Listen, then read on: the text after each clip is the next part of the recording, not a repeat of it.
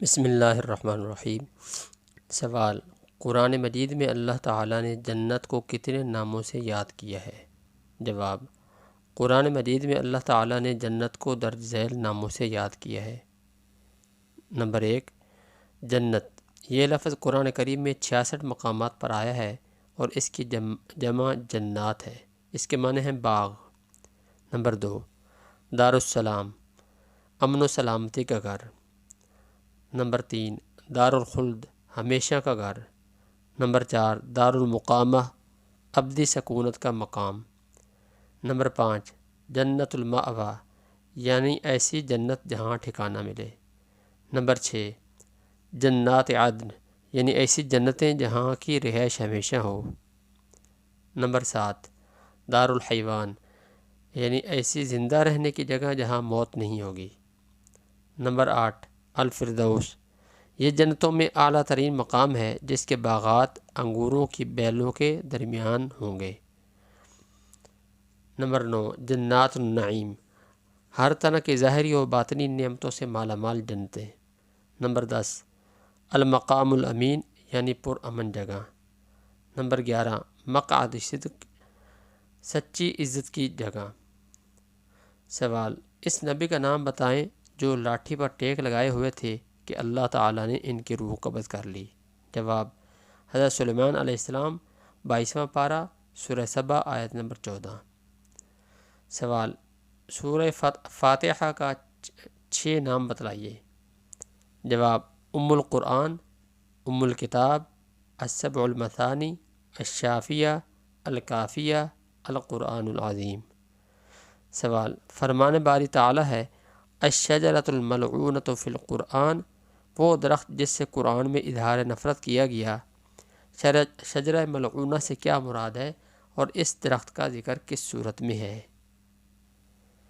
جواب: شجرہ زقوم ہے، جہنمیوں کا کھانا۔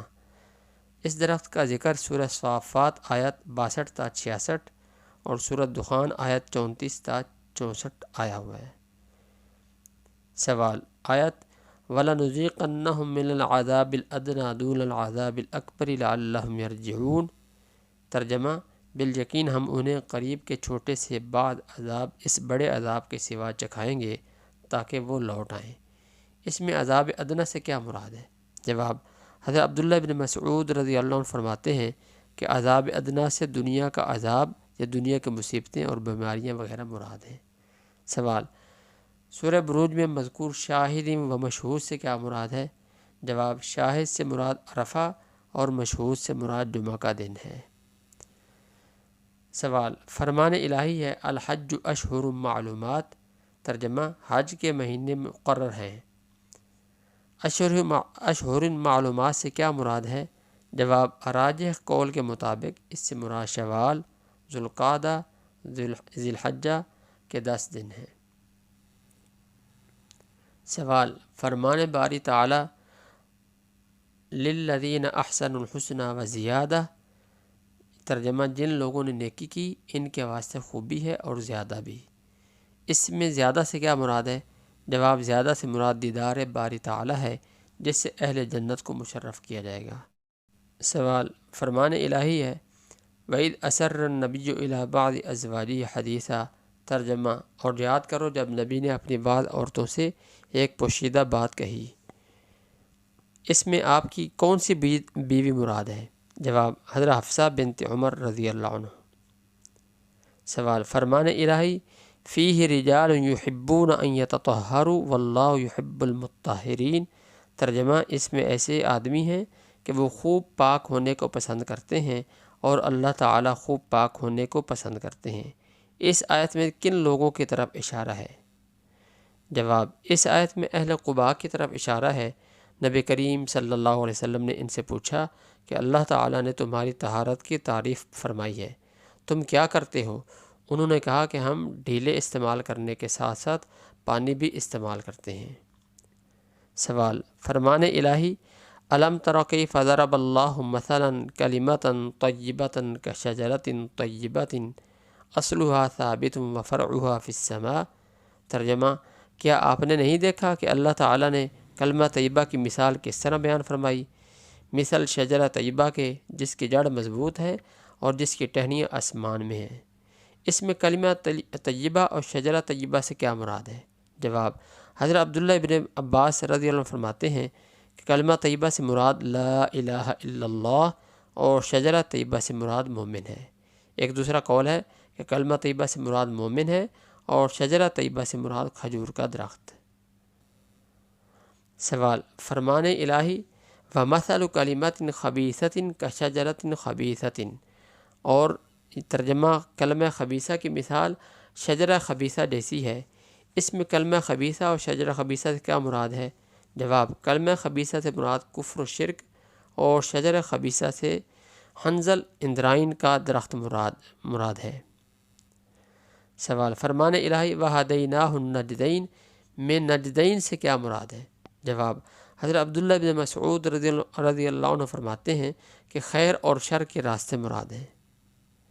سوال، فرمان الہی انا فتحنا لک فتحا مبینا، ترجمہ بے شک اے نبی ہم نے آپ کو ایک کھلم کھلا فتح دی، اس میں فتح سے کیا مراد ہے؟ جواب، صحیح قول کے مطابق فتح سے مراد صلح حدیبیہ ہے۔ سوال، فرمان الہی انا اعطیناک الکوثر میں الکوثر سے کیا مراد ہے؟ جواب، الکوثر سے ایک نہر مراد ہے جو جنت میں آپ صلی اللہ علیہ وسلم کو عطا کی جائے گی۔ واضح رہے کہ حوض کوثر اور کوثر میں فرق ہے۔ حوض کوثر میدان محشر میں ہوگا جبکہ کوثر یا نہر کوثر جنت میں ہے۔ البتہ یہ ضرور ہے کہ حوض میں جو پانی ہے اس کا مصدر نہر کوثر ہی ہے۔ سوال، قرآن مجید کی وہ کون سی آیت ہے جس کی ابتدا اور انتہا دونوں علم سے ہوتی ہے؟ جواب، وہ آیت الم تر ان اللہ یعلم ما فی السماوات وما فی الارض ما یکون من نجوى من ثلاثة الا هو رابعهم ولا خمسة الا هو سادسهم ولا ادنى من ذلك ولا اکثر الا هو معهم اینما كانوا ثم ينبئهم بما عملوا یوم القیامة ان اللہ بكل شیء علیم۔ سوال، قرآن کریم میں اللہ تعالیٰ نے حضرت نوح و حضرت لوط علیہ السلام کی بیویوں کو خائن کہا۔ قرآن پاک میں ارشاد ہے فَخَانَتَاهُمَا فَلَمْ يُغْنِيَا عَنْهُمَا مِنَ اللَّهِ شَيْئًا، ترجمہ، پھر انہوں نے خیانت کی، پس وہ دونوں نیک بندے ان سے اللہ تعالیٰ کے کسی عذاب کو نہ روک سکے۔ یہاں خیانت سے کیا مراد ہے؟ جواب، یہاں خیانت سے مراد عصمت میں اور عزت میں خیانت مراد نہیں ہے، کیونکہ اس بات پر اجماع ہے اور اتفاق ہے کہ کسی نبی کی بیوی بدکار نہیں ہوتی۔ خیانت سے مراد ہے کہ یہ اپنے خامدوں پر ایمان نہیں لائیں اور ان کی ہمدردیاں اپنی کافر قوم کے ساتھ رہیں۔ حضرت عبداللہ ابن عباس رضی اللہ عنہ فرماتے ہیں لوط علیہ السلام کی بیوی کی خیانت یہ تھی کہ وہ اپنی قوم کو گھر میں آنے والے مہمانوں کی اطلاع پہنچاتی تھی، اور حضرت نوح علیہ السلام کی بیوی لوگوں سے نوح کی بابت کہتی کہ یہ مجنون ہے۔ سوال، قرآن مجید میں کتنے قسم کے نفس کا تذکرہ آیا ہے؟ جواب، 3 قسم کے نفس کا تذکرہ قرآن پاک میں آیا ہے۔ نمبر 1 نفس مطمئنہ، نمبر 2 نفس لوامہ، نمبر 3 نفس امارہ۔ پہلا نمبر نفس امارہ وہ نفس جو انسان کو برائیوں پر ابھارتا اور آمادہ کرتا ہے۔ اس کا ذکر سورہ یوسف آیت نمبر 53 میں آیا ہے۔ نفس لوامہ وہ نفس جو کوتاہی اور برائی ہو جانے پر بھی انسان کو ملامت کرتا ہے اور طاعت کے ترک پر بھی انسان کو ملامت کرتا ہے۔ اس کا ذکر سورہ قیامہ آیت نمبر 2 میں آیا ہے۔ نمبر 3 نفس مطمئنہ وہ پاکیزہ نفس جسے اللہ کے وعدوں پر یقین ہے کہ اس سے قیامت کے دن کوئی ڈر اور خوف لاحق نہیں ہوگا۔ اس کا ذکر سورہ فجر آیت نمبر 27 میں آیا ہے۔ سوال، یخلقکم فی بطون امہاتکم خلقا من بعد خلق فی ظلمات 3، ترجمہ، وہ تمہیں تمہاری ماؤں کے پیٹوں میں ایک بناوٹ کے بعد دوسری بناوٹ پر بناتا ہے 3 اندھیروں میں۔ اس آیت کریمہ میں 3 اندھیروں سے کیا مراد ہے؟